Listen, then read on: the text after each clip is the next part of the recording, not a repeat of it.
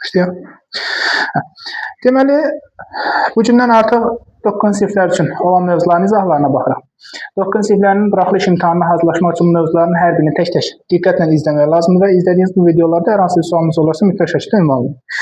İlk mövzumuz natural ədədlər mövzusudur. Natural ədədlər mövzusu haqqında aşağı siniflərdən yetəri qədər məlumatlarımız var. Bu məlumatlardan da bir hissəsini həm təkrar, həm də lazım olan əlavələri öyrənəcək. Məlumatlarımıza başlayarkən birinci natural ədədlər haqqında danışmaq istəyirəm. Natural ədədlər saymaq üçün istifadə olunan ədədlər çoxluğudur. Saymaq üçün deyəndə biz bir neçə növ ədədlər çoxluğu ilə tanış olacaq ki, onlardan ilk başlanğıc olaraq natural ədədlərdir. Natural ədədlər çoxluğunda ehtiyac saymaq üçün, yəni istifadə olunmadan başlayır. Natural ədədlər böyük N hərfi ilə göstərilir. Sonra ən kiçik qiyməti 1 ilə başlayır və gördüyünüz kimi sonsuza qədər davam edir. Və hər bir natural ədəd sonraki ədəd özündən əvvəlki ədəddən bir vahid böyükdür. Misal, 2 1-dən 1 vahid böyükdür, 3 2-dən 1 vahid böyükdür və s. Oldu mu? Sonra, natural ədədlər sonsuz saydadır. Ən kiçik qiyməti 1-dir, 0 natural deyil. Şahidlərin əksəri hissəsinin qarışdırdığı hissələrdən biri. 0 ədədi natural ədəddirmi? Xeyr. 0 ədəddir, amma natural ədəd deyil. Bunu yaddan çıxarmayın. Sonra, natural ədədlər üzərində hesablama əməlləri. Natural ədədlər üzərində hesablama əməlləri 5 hesablama əməli ki, qeyd eləmişik. Toplanma, çıxma, vurma, bölmə, bir də qüvvətə yüksəltmə. Bu 5 əməldən cəm, yəni toplanma, hasil, yəni vurma, qüvvətə yüksəltmə. Bu 3 əməli tətbiq edərkən nəticə hər zaman yenə də natural ədəd alınacaq. Hər zaman. Digər hallarda isə, yəni bölmə və çıxma ifadələrində cavab natural ədəd ola da bilər, olmaya da bilər. Bunlara diqqət etmək lazımdır. Yaddan çıxarmayaq ki, natural ədədlər rəqəmlərdən yaranır. Yəni, rəqəmlərin yanaşı yazılması ilə yaranır. Rəqəmlər 0-dan 9-a qədər olan simvollar, qiymətlər. Yəni, 0, 1, 2, 3, 4, 5, 6, 7, 8 və 9. 10 saydadır. 10 sayda olması, indi qarşıda görəcəksiniz, onluq say sistemini ifadə edir. İnformatika bölməsindən də məlumdur ki, onluq say sistemi riyaziyyatın bugün istifadə etdiyimiz hissələrini əhatə edir.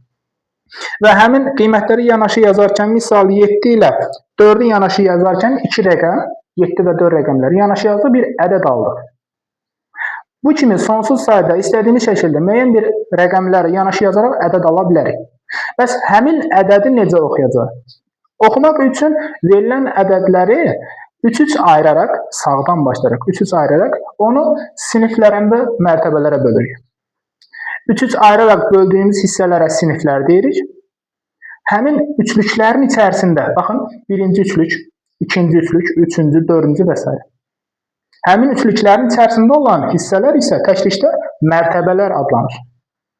Yəni, təkliklər sinifidir, amma təkliklər sinifinin mərtəbələri. Təkliklər mərtəbəsi, onluqlar, yüzlüklər mərtəbəsi. Minliklər, 10 minliklər, 100 minliklər mərtəbəsi. Yaxşı, bu verilən ifadələr bizim işimizə harda və necə yarayacaq? Bunun haqqında danışaq. Ta ki, ağlımıza gələn müəyyən rəqəmləri qeyd edək. Götürək. 6, 4, 0, 2, 3, 5, 1 və s. İstədiyimiz sayda, istədiyimiz qiymətli rəqəmləri yaza bilərik. Bəs bu yazdığım qiymətləri oxumaq üçün nə etməliyəm? Bunu oxumaq üçün edəcəyim sağdan başlayaraq 3 ayırmaqdır. Sözsüz ki, sonuncu, solda sonuncu hər hansısa bir qiymət, 1 dənə, 2 dənə, 3 dənə də ola bilər. Yəni, məcbur deyil burada 3 rəqəm olsun. 1 rəqəm də ola bilər. Normaldır. Ayırdığımız bu üçlüklər hər biri sinifləri ifadə edir. Bunlar hər biri siniflərdir. Amma bu siniflərin hər biri təkliklər sinifi, minliklər sinifi, milyonluqlar sinifi və s. şəklində göstərilir. Oxumaq üçün isə deməli, birinci 6 rəqəmini deyirik, sonra onun aid olduğu sinifi deyirik. Hansı sinifdir bu 6 rəqəmin sinifi? Deməli, olacaq 6 milyon.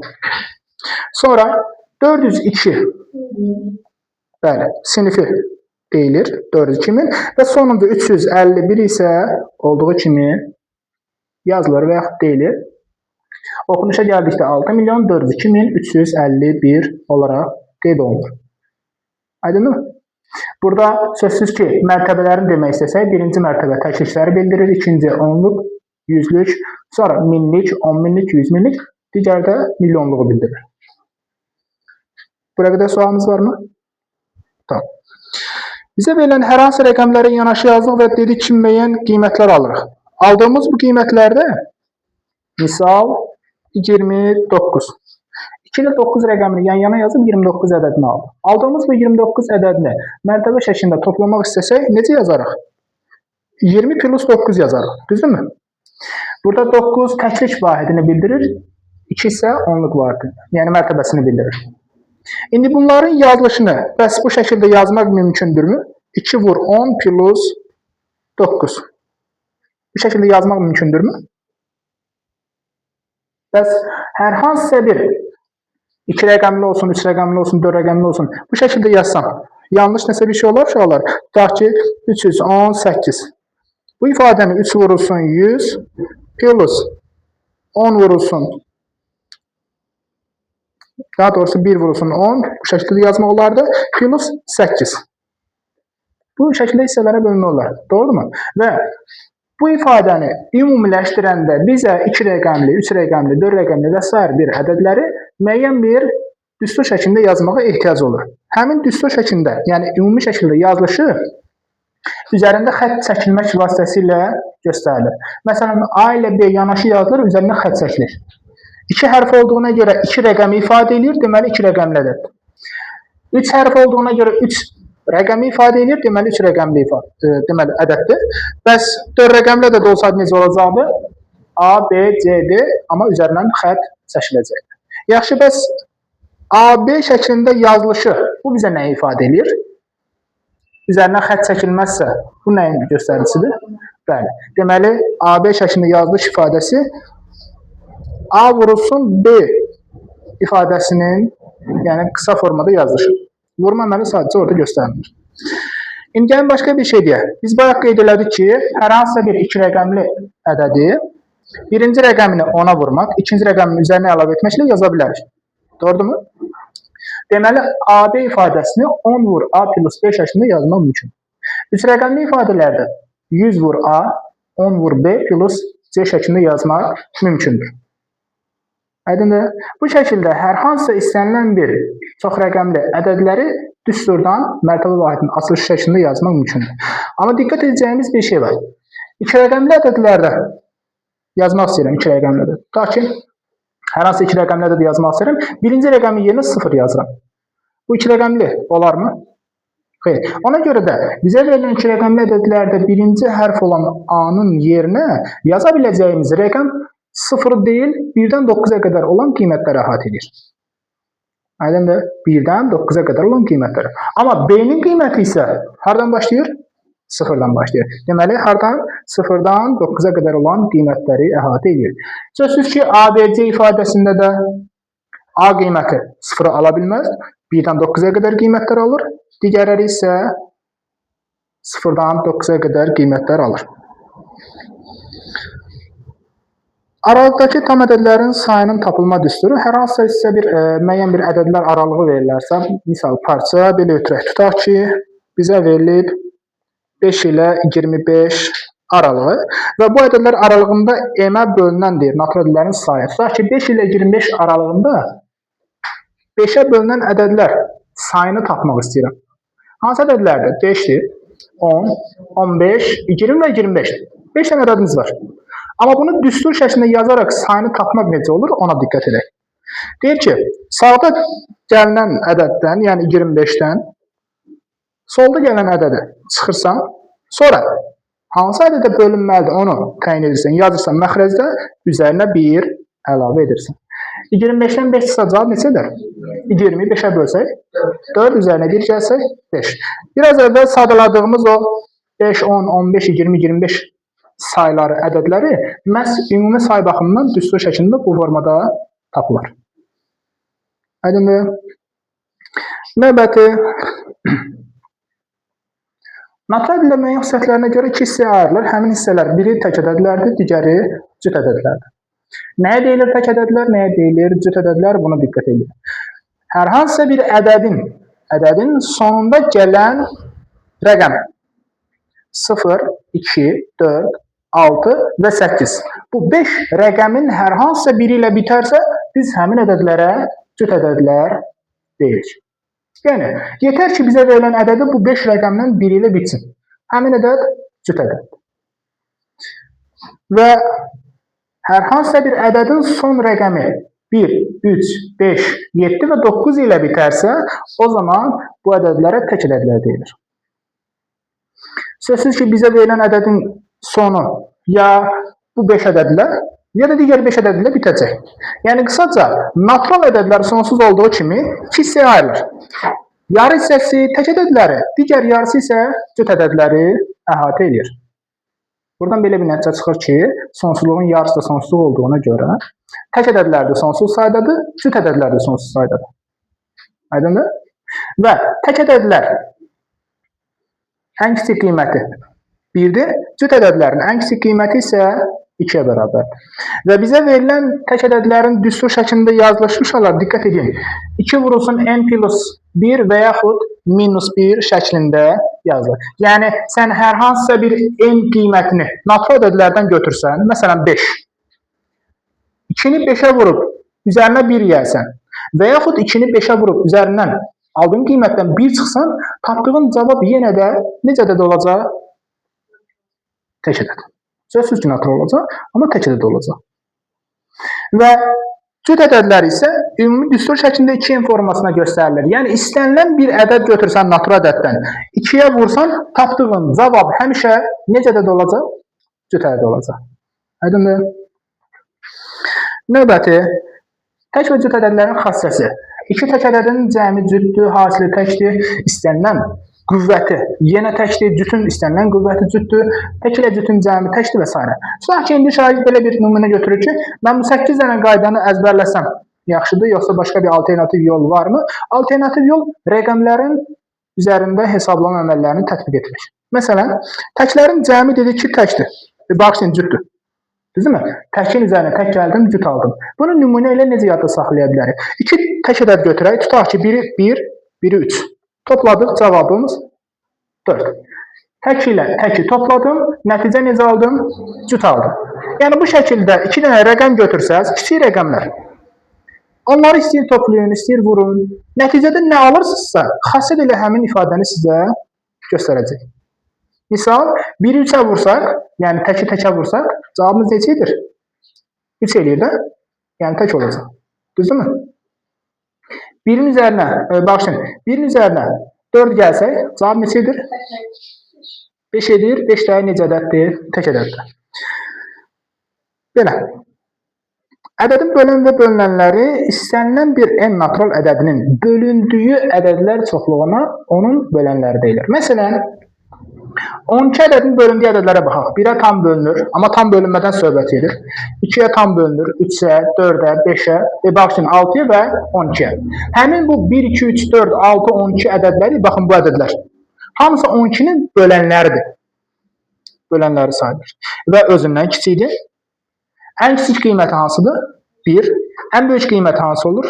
12. Bütün hallarda natural ədədlərin ən kiçik böləni 1-dir. Ən böyük böləni özüdür. Yaxşı? Və bütün bölənlər özündən kiçikdir. Bu 3 dənə xəssəni yaddan çıxarmayalım.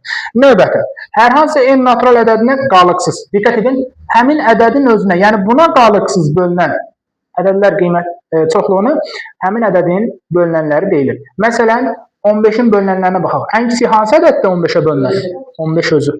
Sonra 30 gəlir, 45, 60 və s. Və hara qədər davam edir? Sonsuza qədər. Bunlarla bağlı sual varmı?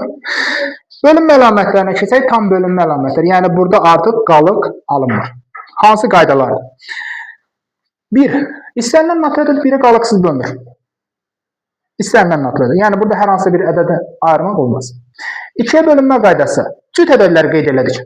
Həmin cüt ədədlər, bütün cüt ədədlər 2-yə qalıqsız bölünür. Yaxşı. 3-ə bölünmə qaydasına diqqət edək. Əgər verilən ədədin rəqəmlərinin cəmi 3-ə bölünürsə, misal, belə ötürək, tutaq ki, nümunə 2028. Bu ədədin rəqəmlərin cəmi neçədir? 12. 12 3-ə bölünürmü? Demək ki, 2028-in özü də 3-ə qalıqsız bölünəcək. Sonra növbəti natural ədədin son iki rəqəmi ya 0 olmalıdır. Diqqət edək. 2 dənə rəqəm 0 olmalıdır. Son 2 rəqəm. Yaxud son 2 rəqəmin əmələ gətirdiyi ədəd. Misal 2028-də son 2 rəqəm 28. 4-ə bölünürmü? Bölünür. Demək ki, 2028-in özü də 4-ə tam bölünəcək. Yəni nümunədə istəsəz bölüb yoxlamaq olar. 5-ə bölünmə qaydası. Deməli, əgər ədəd özü 0 və yaxud 5 ilə bitərsə, verilən ədəd 5-ə qalıqsız bölünəcək. Salam, gözləyinə. Qapını bağla, qapını. Təşəkkür. Deməli, sonu və 0 və 5 ilə bitən ədədlər dedik ki, 5-ə tam bölünür. Yəni, diqqət edək ki, növbətiyə. Eyni zamanda, yəni bu nə deməkdir? İki şərt ödənilməsi lazımdırsa, ikisini də eyni zamanda ödəyərsə, bu ədədlər 6-ya qalıqsız bölünəcək. Hansı qaydalarda? Ədəd həm 2-yə bölünməlidir, həm də 3-ə bölünməlidir. Misal götürək nümunə. 2028. 2028 2-yə bölünürmü? Bəli. Səbəb? Sonu 8 ilə bitib cüt ədəddir. Demək ki, bu ədəd 2-yə qalıqsız bölünür. Yaxşı, 2028 3-ə bölünürmü? Necə tapdıq? Toplam 12 oldu. Rəqəmləri cəmi 12 olduğuna görə 3-ə qalıqsız bölünür. Demək ki, bu qaydaları tətbiq etsək, hər ikisinə, həm 2-yə, həm də 3-ə qalıqsız bölündüyünə görə bu ədədlər necə olur? 6-ya da qalıqsız bölünür. Növbəti 7-yə bölünmə qaydası, uşaqlar, 7-yə bölünmə, belə deyim sizə, orta məktəb dərslərində çox da istifadə olunur. 7, 11, 13, bu 3 ədədin bölünmə qaydası, yəni bir qədər mürəkkəbdir, bu sadə qaydalardan deyil, ona görə məktəb dərslərində çox da istifadə olunur. Amma varmı? Bəli, qaydaları var. Yəni istəsəz onu əlavəcə öyrənmək olar. Növbəti 8-ə bölünmə qaydası, ədədin son 3 rəqəmi. Burada artıq son 3 rəqəmi 0-dırsa, yəni hər hansısa tutaq ki, bir ədəd verilib 2000, son 3 rəqəmi 0-dır. Son 3 rəqəmi 0-dırsa, bu ədəd deməli 8-ə qalıqsız bölünür. Və yaxud son 3 rəqəminin əmələ gətirdiyi ədəd. Misal, 2016. Son 3 rəqəmin əmələ gətirdiyi ədəd neçədir? 16. 16 8-ə bölünürmü?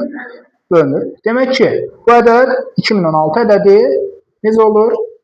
8-ə qalıqsız bölünür. 9-a bölünmə qaydası elə 3-ə bölünmə qaydası ilə oxşardır. Ədədin rəqəmləri cəmi 9-a bölünürsə, demək ki, ədədin özü də 9-a bölünür. Qaydanın bir dənə də əlavəsini qeyd edək ki, bütün 9-a bölünən ədədlərin hamısı elə 3-ə də qalıqsız bölünür. Oldu? Amma tərsi doğru deyil. Yəni, həmişə doğru deyil. 3-ə bölünənlərin hamısı hər zaman da 9-a bölünmək məcburiyyətində deyil. Amma 9-a bölünənlərin hamısı məcburən 3-ə də qalıqsız bölünür.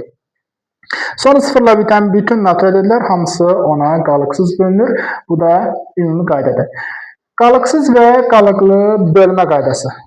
Qalıqsız və qalıqlı bölmə qaydası. Qalıqsız bölmədə uşaqlar diqqət edəsək, ilk ifadə bölünəndir, sonra bölən, sonra isə qismət. Qalıqsız bölmədə, yəni tam bölünmədə alınan cavaba biz qismət deyirik. Əgər qalıq alınarsa sonuncu ifadədə yazılan C-yə biz qismət deyil, natimum qismət deyəcəyik. Bu ifadələrdə bölünəni tapmaq üçün bölən ilə qisməti bir-birinə vurmaq lazımdır. Əgər bizə verilən bölünmədə, qalıqsız bölünmədən söhbət gedirsə, bölünən hər zaman böləndən ya böyük ya da bərabər ola bilər. Kiçik olma şansı yoxdur. Çünki kiçik olarsa, misal belə götürək, 3 bölünsün 7. 3 7-yə bölürəm, birinci ikincidən kiçikdir. Bu qalıqsız bölmə sayıla bilərmi? Xeyr. Qalıqlı bölmədir. Yaxşı, bəs qalıq nəyə bərabər olacaqdır burada? Bir xatırlama eləyək. 3 bölünsün 7 ifadəsində qalıq nəyə bərabərdir? 3-ə bərabərdir. Əgər birinci ədəd ikincidən kiçikdirsə, qalıqlı bölmədə hər zaman qalıq birinci bölünənə bərabər olur. Sonra, qalıqlı bölmə. Qalıqlı bölmədə yenə də eyni qaydadır. Bölünən, bölən, natamam qismət bir də əlavə olaraq qalıq alınır. Onu da ərəfi ilə istifadə edirik və bölünəni tapmaq üçün hər zaman bölən ilə qisməti bir-birinə vurub üzərinə qalığı əlavə etmək lazımdır. Oldu. Burada da qeyd olunur, A B-dən böyükdür. Amma biz biraz əvvəl dedik ki, əgər bölünən böləndən kiçik olarsa, bölündən kiçik olarsa. O zaman nə etmək lazımdır? Qalığı axtararkən birbaşa bölünəni götürmək lazımdır. Əlavə də bir şey qeyd edək. Bölünən, daha doğrusu qalıq, yəni R-in qiyməti hər zaman B-dən kiçik olmalıdır. Yəni böləndən kiçik olmalıdır. Tutaq ki, siz 5-ə bölmək istəyirsiniz. İxtiyari bir ədədi 5-ə bölmək istəyirsiniz. 5-ə bölmə zamanı alına biləcək qalıqlar 5-dən kiçik ədədlərdir. 4 ola bilər, 3 ola bilər, 2 ola bilər, 1 ola bilər. Yaxşı. 5 özü olsa tam bölünmədir, 0 olsa tam bölünmədir. Bunlarla bağlı bir sualımız varmı? Bizə növbəti dərsimizə qədər olan hissəsi bura qədərdir və bu izah etdiklərimizlə bağlı hər hansı bir sualınız varsa buyurub deyə bilərsiniz. Qaranlıq qalan anlamadığımız nəsə bir hissə varmı? Təşəkkür. İlk